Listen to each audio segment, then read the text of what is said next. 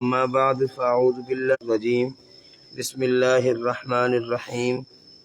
پارہ نمبر 10 سورۃ الانفال اور پارے کا رکوع نمبر 6، سورت کا رکوع نمبر 10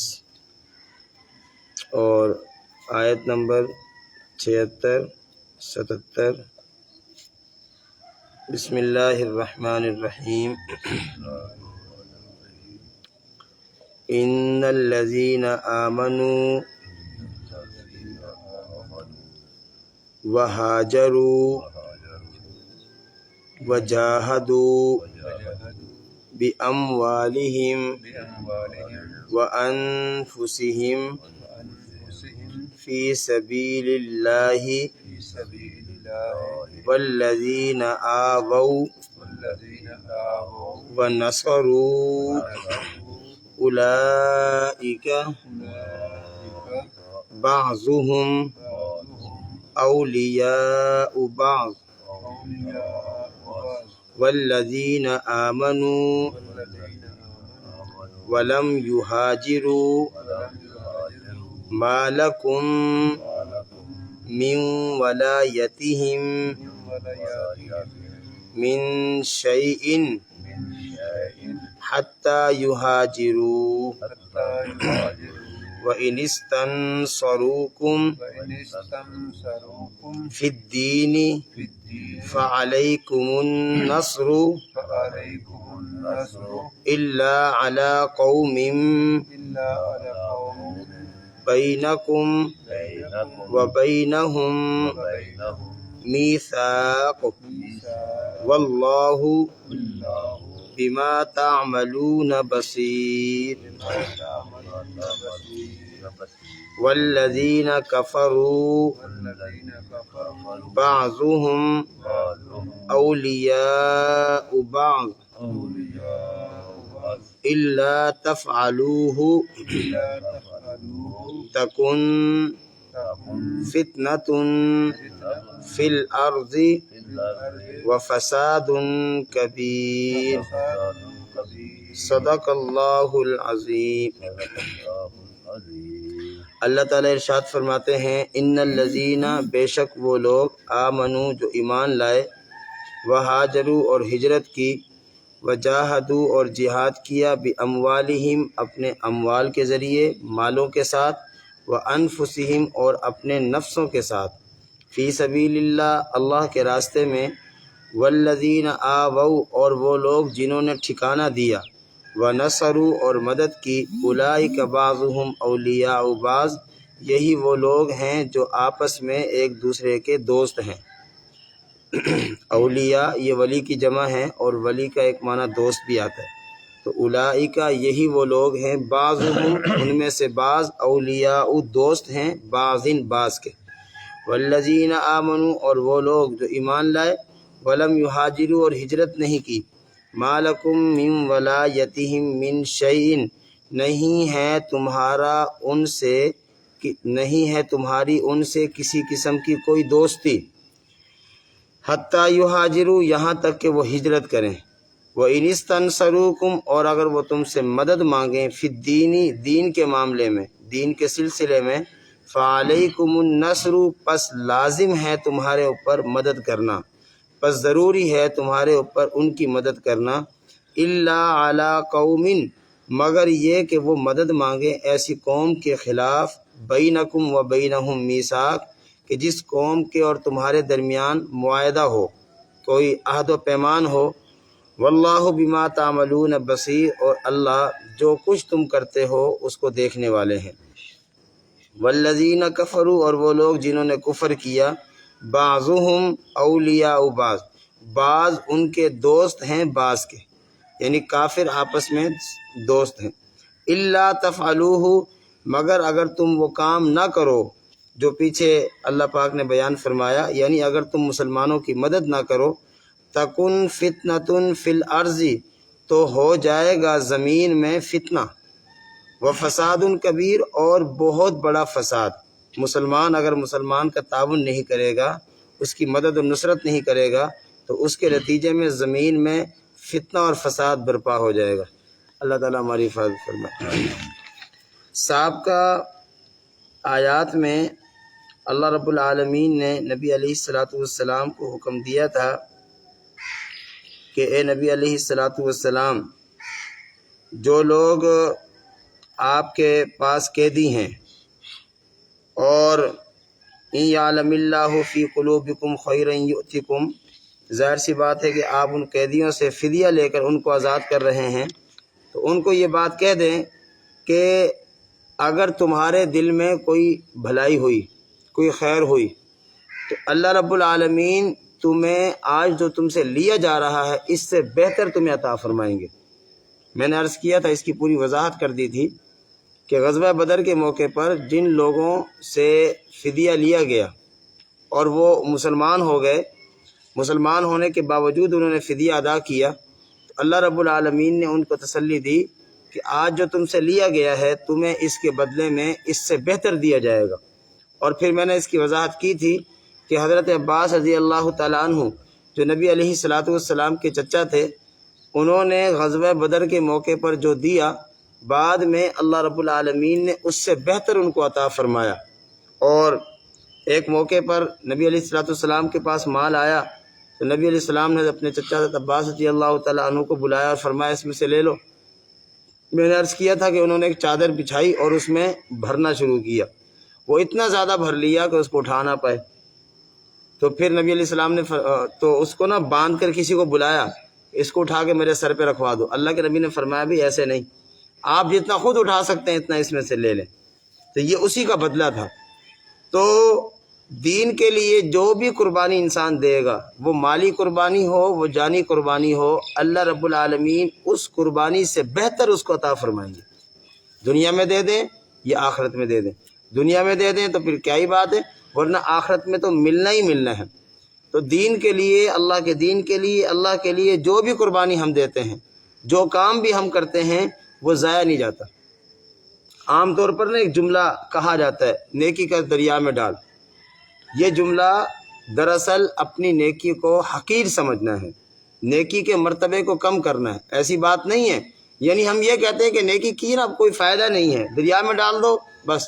بھائی نیکی کی جاتی ہے اللہ کے لیے، کسی کے لیے تو کی نہیں جاتی۔ جب اللہ کے لیے کی جاتی ہے تو اللہ تو چھوٹی چھوٹی نیکی کی قدر فرماتے ہیں، اللہ تعالیٰ تو معمولی بات کی قدر فرماتے ہیں۔ ہاں، اگر ہم کسی کے لیے کریں گے تو پھر بے شک اس سے بدلے کی امید بھی رکھنی چاہیے، اور پھر اگر بدلہ نہ ملے تو پھر یہ جملہ بھی کہہ دینا چاہیے۔ لیکن ہم جب بھی کوئی نیکی کریں، وہ چھوٹی ہو وہ بڑی ہو، اس کا تعلق کسی بھی معاملے کے ساتھ ہو، تو ہم اس نیکی کرتے وقت نیت اللہ کی رضا رکھیں، اور اللہ رب العالمین انشاءاللہ ہماری کی ہوئی کسی بھی نیکی کو ضائع نہیں فرماتے۔ آج جو آیتیں ہم نے پڑھی ہیں، ان آیت مبارکہ میں اللہ رب العالمین حضرات مہاجرین اور حضرات انصار کی تعریف فرما رہے ہیں۔ یہ دونوں حضرات مہاجرین اور انصار یہ اسلام کے مرکز ہیں، یہ اسلام کی بنیادیں ہیں۔ انہوں نے اسلام کے لیے جتنی تکلیفیں برداشت کی ہیں، سچی بات یہ ہے کہ قیامت تک اسلام پہنچے گا اور ہر دور میں اسلام پر عمل ہوتا رہے گا، ان ساری نیکیوں کا اجر و ثواب ان حضرات کے کھاتے میں جائے گا، ان حضرات کے کھاتے میں، کیونکہ ان کی مرکزی اور بنیادی قربانیوں کی وجہ سے اسلام ترقی کرتا رہا، اسلام نکلا ہے، اسلام پھیلا ہے، اسلام جو ہے نا پوری دنیا میں پہنچا ہے۔ تو حضرات مہاجرین جو ہجرت کر کر مکۃ المکرمہ سے مدینہ پاک گئے، یا حضرات مہاجرین جو ہجرت کر کر مکۃ المکرمہ سے حبشہ گئے، دو ہجرتیں ہوئی ہیں۔ پہلی ہجرت مسلمان مکۃ المکرمہ سے ہجرت کر کر حبشہ گئے تھے، اور دوسری ہجرت مکۃ المکرمہ سے ہجرت کر کر مدینہ پاک آئے۔ تو جب ہجرت کر کر یہ حضرات مدینہ پاک آئے تو مدینہ پاک کے جو صحابہ اکرام تھے انہوں نے ان حضرات کے ساتھ تعاون کیا، بہت تعاون کیا۔ نبی علیہ الصلوۃ والسلام نے ان کے درمیان مخابات کا رشتہ قائم فرمایا، ایک مہاجر صحابی کو ایک انصاری صحابی کا بھائی بنایا، اور پھر یہ ایسے بھائی بنے کہ سگے بھائیوں سے زیادہ انہوں نے ایک دوسرے کے لیے قربانیاں دی، اپنا سب کچھ اپنے بھائیوں پر قربان کیا۔ اور مکۃ المکرمہ سے جو صحابہ اکرام چھوڑ کر آئے تھے وہ تو اپنا سب کچھ چھوڑ کر آ گئے تھے، وطن، باغات، مکانات، خاندان، برادری، سب کچھ چھوڑ آئے تھے۔ ان کو تو اتنا موقع ہی نہیں ملا کہ وہ مکۃ المکرمہ سے جاتے ہوئے کچھ لے چلے۔ تو جب وہ مدینہ پاک پہنچے تو انتہائی غربت کے حالت میں تھے، انتہائی فقر کے عالم میں تھے، حالانکہ مکۃ المکرمہ میں یہ بڑے صاحب حیثیت لوگ تھے، عبد الرحمن بن عوف رضی اللہ تعالیٰ عنہ بڑے مالدار تھے، مکۃ المکرمہ میں بڑے مالدار تھے۔ جب یہ مدینہ پاک پہنچے تو نبی علیہ الصلوۃ والسلام نے ایک انصاری صحابی کے ساتھ ان کا مخابات کا رشتہ، بھائی چارگی کا رشتہ قائم فرمایا۔ تو وہ صحابی کہنے لگے کہ عبد الرحمن میری یہ 2 دکانیں ہیں، ان میں سے جو تم چاہو لے لو۔ عبد الرحمن بن عوف رضی اللہ تعالیٰ نے فرمایا کہ آپ ایسا کریں، مجھے بازار کا رستہ دکھا دیں، مجھے بازار بتلا دیں تو میں خود جا کر محنت کروں گا، مزدوری کروں گا اور میں خود کمائی کروں گا۔ چنانچہ عبد الرحمن بن عوف رضی اللہ تعالیٰ عنہ بڑے رئیس تھے، مالدار تھے، صاحب حیثیت تھے، اس لیے نہ ضمیر نہ گوارا نہ کیا کہ میں کسی کے مال کو لے کر، اگرچہ وہ خود دے رہے ہیں، لے کر اپنی زندگی جو ہے نہ گزاروں۔ اس لیے خودداری کی بنیاد پر بازار گئے اور بازار جا کر محنت کرنا شروع کی اور اسلام کے بتائے ہوئے اصولوں کے مطابق محنت کی۔ میں یہ بات یہاں عرض کرتا ہوں کہ آج ہم مالی طور پر پریشان ہیں، حالانکہ ہمیں نہیں ہونا چاہیے۔ سمجھ آ رہی آج صاحب؟ آپ نے 40 سال پہلے، 50 سال پہلے جو آج ہم تنخواہیں لے رہے ہیں، جو آج محنت کر کر ہم پیسہ کما رہے ہیں، آپ نے اس کا تصور کیا تھا؟ نہیں تھا۔ ہمارے بڑوں نے اس پیسے کا تصور نہیں کیا۔ خاندان کا یہ بات کہنے کی نہیں، حقیقت یہی ہے۔ ایک ابا جی کمایا کرتے تھے، پورا خاندان آرام سے سکون سے کھایا کرتا تھا۔ تھوڑی سی دولت ہوا کرتی تھی، تھوڑی سی آمدنی ہوا کرتی تھی، لیکن سکون تھا، عزت تھی، راحت تھی، قدر تھی، ایک دوسرے کے لیے محبتیں تھی، ہاں جی، ایک دوسرے کے لیے قربان ہونے کا جذبہ تھا، اپنے سے زیادہ اپنے بھائی کی جو ہے نا خیرخواہی انسان کے دل میں ہوا کرتی تھی۔ آج ہم جتنا کما رہے ہیں، ہماری زمینیں دیکھیں، ہمارے کاروبار دیکھیں، فتح پور کو دیکھیں، چھوٹا سا فتح پور ہے، اس کی مارکیٹیں دیکھیں، ان کی دکانیں دیکھیں کیسی بھری ہوئی ہیں۔ کہاں تھا اس طرح کا مال، اس طرح کا سرمایہ، اس طرح کی مارکیٹیں آج سے پہلے؟ ٹھیک ہے، اب اتنا مال، دولت، سرمایہ ہونے کا نتیجہ تو یہ نکلنا چاہیے تھا نا کہ ہماری زندگی پہلے سے زیادہ سکون والی ہو جاتی۔ راحت ہے ہمارے گھروں میں، پکے مکانات ہیں، سردی کی الگ سہولتیں، گرمی کی الگ سہولتیں، ہاں جی، برتن قسم و قسم کے موجود، ہر چیز موجود ہے، ہاں جی، کپڑوں کو دیکھیں، ہر سہولت موجود ہے۔ پہلے یہ چیزیں کدھر تھی؟ ہم تصور نہیں کر سکتے۔ اب ہونا یہ چاہیے تھا کہ ہم جب پہلے سے زیادہ آسائشوں کی طرف آ گئے ہیں، فراوانیوں کی طرف آ گئے ہیں، پہلے سے زیادہ خوشحال ہو گئے ہیں، تو ہونا یہ چاہیے تھا کہ ہماری زندگی میں سکون آتا۔ لیکن ہماری زندگی پہلے سے زیادہ کیوں بے سکونی والی ہو گئی ہے؟ کہ ہماری زندگی میں سکون نہیں ہے، بے چین ہے، ہر آدمی پریشان۔ وجہ کیا ہے؟ کہ ہم نے مال کو حاصل کرنے کے جو ذرائع اختیار کیے ہیں یا جو طریقہ اختیار کیا ہے وہ شریعت سے متصادم ہے، وہ شریعت سے ٹکراتا ہے۔ جب شریعت سے ٹکرائے گا تو اب پیسہ زیادہ ہو یا تھوڑا ہو، جب اس میں برکت نہیں ہوگی تو سکون نہیں آئے گا۔ ہمارے پاس پیسہ بہت ہے، یقین کرے پیسہ بہت۔ فتح پور میں پہلے ایک بینک ہوا کرتا تھا، اب 8-9 بینک بنے ہوئے اور سارے پیسوں سے بھرے ہوئے۔ پیسہ کس کا ہے بھائی؟ فتح پور کے بینکوں میں کوئی چوک اعظم والوں کا تو پیسہ ہے نہیں، یہ ہمارا ہی پیسہ ہے۔ تو آخر یہ دولت جمع کرنے والے جو اتنے بڑے بڑے ادارے بنے ہوئے ہیں، سرمایہ تو میرا آپ کا پڑا ہوا ہے وہاں پر، کسی اور کا تو نہیں پڑا ہوا۔ تو پیسے کی کمی نہیں ہے بھائی، دولت کی کمی نہیں ہے، سہولیات کی کمی نہیں ہے، آسائشوں کی، آرائشوں کی کوئی کمی نہیں ہے۔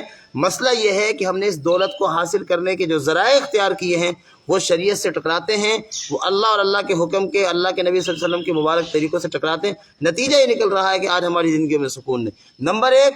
نمبر 2، ہم نے پیسہ حاصل کرنے کے بعد اس کو اپنا حق سمجھ لیا ہے۔ ہم نے اس پیسے میں سے اللہ کا حق، غریبوں کا حق، ہاں جی، اپنے عزیز و اقارب رشتہ داروں کا حق ادا نہیں کیا۔ ہم نے جب دوسروں کا حق ادا نہیں کیا تو نتیجہ نکلتا ہے کہ اس پیسے میں دوسروں کا حق ہے، اور دوسروں کا حق کھا کر انسان کو سکون کہاں مل سکتا ہے؟ عبد الرحمن بن عوف رضی اللہ تعالیٰ عنہ مارکیٹ گئے، منڈی گئے، دکانوں پر گئے، وہاں جا کر محنت کی، اور پھر تھوڑے سے وقت کے اندر اتنے مالدار بنے کہ 30,000 غلام اپنے ذاتی سرمایہ سے خرید کر اللہ کے راستے میں صدقہ کی۔ اپنی محنت سے اسلامی اصولوں کے بتلائے ہوئے اصولوں کے مطابق تجارت کر کر اتنا صاحب حیثیت ہوئے، اتنا سرمایہ دار بنے کہ تھوڑے سے وقت کے اندر، دیکھیے نا بھائی، نبی علیہ السلام زیادہ سے 11 سال رہے مدینہ پر، 11 سال بھی پورے نہیں بنتے، 10 سال مکمل ہے، 11واں سال جو ہے ربیع الاول میں آپ نے ہجرت فرمائی ہے اور ربیع الاول میں ہی آپ کا وصال ہوا ہے۔ تو 10-11 سال کے اندر یہ کل زمانہ بنتا ہے، تو 2-4-5 سال کے اندر اتنا سرمایہ دار ہو گئے کہ 30,000 غلام اپنے ذاتی سرمایہ سے خرید کر اللہ کے راستے میں صدقہ کیا۔ ٹھیک ہے، مکانات، باغات، زمینیں وہ بہت زیادہ تھی، بے بہا تھی۔ میں نے ایک مثال پہلے بھی سنائی تھی، دوبارہ سنا دیتا ہوں کہ ایک بڑھیا مائی آئی پیالہ شہد کا کوئی برتن لے کے نا شہد لینے کے لیے، شہد کا کاروبار کرتے تھے، شہد کے تاجر تھے عبدالرحمن بن عوف رضی اللہ تعالیٰ۔ تو ہم نے تو یہ چیزیں استعمال ہی کرنا چھوڑ دی ہیں، جو قدرتی چیزیں اس کو کھاتے ہی نہیں ہیں ہم، ان کی جگہ ہم نے دوسری چیزیں کھانی ہوتی ہیں۔ تو شہد، سرکہ، ان چیزوں کا بہت کثرت سے استعمال ہوا کرتا تھا عرب میں، کھجور ہے، شہد ہے، سرکہ ہے، پنیر ہے، اور یہ چیزیں قدرتی ہیں، فطری ہیں، ان چیزوں کے کھانے سے انسان کا نقصان نہیں ہے، اعتدال کے ساتھ استعمال کریں۔ تو ایک بڑھیا آئی نا شہد لینے کے لیے، عبدالرحمن بن عوف رضی اللہ تعالیٰ عنہ شہد کا کاروبار فرماتے تھے، شام سے شہد کا قافلہ اسی دن آیا تھا، اور اس وقت آپ کو پتہ ہے اونٹوں کا زمانہ تھا، اونٹوں کے بس سامان کو لاد کے لے کر آیا کرتے تھے۔ تو وہ بڑھیا مائی کہنے لگی مجھے شہد دے دیں۔ انہوں نے کہا کہ جاؤ، جو بھی ان کا کاروباری نظم تھا، اس کا جو ذمہ دار تھا اس کے پاس بھیجا، خادم کو کہا اس کے پاس لے جاؤ، اس کو کہو اس مائی کو شہد دے دو، ایک مشکیزہ دے دو۔ تو مشکیزہ جو ہے نا عام طور پہ 20 کلو کا، 40 کلو کا، ایک من کا، جس طرح ہمارے یہاں دودھی نہیں وہ ڈول لٹکائے پھرتے ہیں دونوں طرف، تو اس طرح وہ مشکیزہ ایک دوسرے کے سہارے پہ لٹکا کے۔ تو اب وہ جو خادم ہے وہ کہتا ہے حضرت یہ تو شہد کا ایک مشکیزہ جو میں اس کو دوں گا تو وہ تو ایک دوسرے کے سہارے پہ لٹکا ہوا، تو دوسرا مشکیزہ میں کہاں رکھوں گا؟ تو بھائی ظاہر ہے کہ شہد ہے، نیچے رکھوں گا خراب ہوگا۔ تو حضرت نے فرمایا دونوں مشکیزیں دے دو۔ لینے کے لیے آئی تھی ایک چھوٹا سا پیالہ، فرمایا دونوں مشکیزیں دے دو۔ کہا حضرت یہ بوڑھی خاتون ہے، یہ دونوں اٹھا کے کیسے لے کر جائے گی؟ کہا اونٹ سمیت دے دو، اونٹ سمیت دے دو۔ کہا حضرت یہ تو بختی اونٹ ہے، ایک چلے گا تو پیچھے سارے بھی جائیں گے، فرمایا سارے دے دو۔ یہ لطیفہ نہیں سنایا میں نے آپ کو، یہ حدیث میں پورا واقعہ اس طرح موجود ہے۔ تو اتنے سرمایہ دار تھے، اتنے مالدار تھے، تو یہ کیسے بن گئے؟ اسلامی اصولوں پر عمل کیا، اللہ پاک نے دیا۔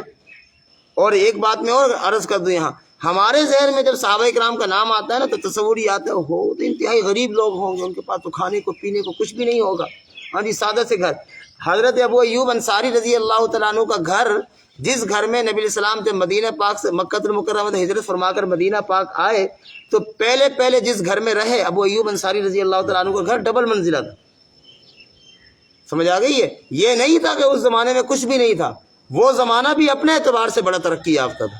ٹھیک ہے آج کی جو سہولتیں یہ چیزیں نہیں تھی، لیکن اس زمانے کے اعتبار سے، اس وقت کے اعتبار سے سہولیات بھرپور تھی، کاروبار پورے ہوا کرتے تھے۔ ہاں جی، تو میں عرض یہ کر رہا ہوں کہ انہوں نے اسلامی اصولوں پر عمل کیا، اسلامی اصولوں کے مطابق کاروبار کیا، اسلامی اصولوں کے مطابق زندگی گزاری۔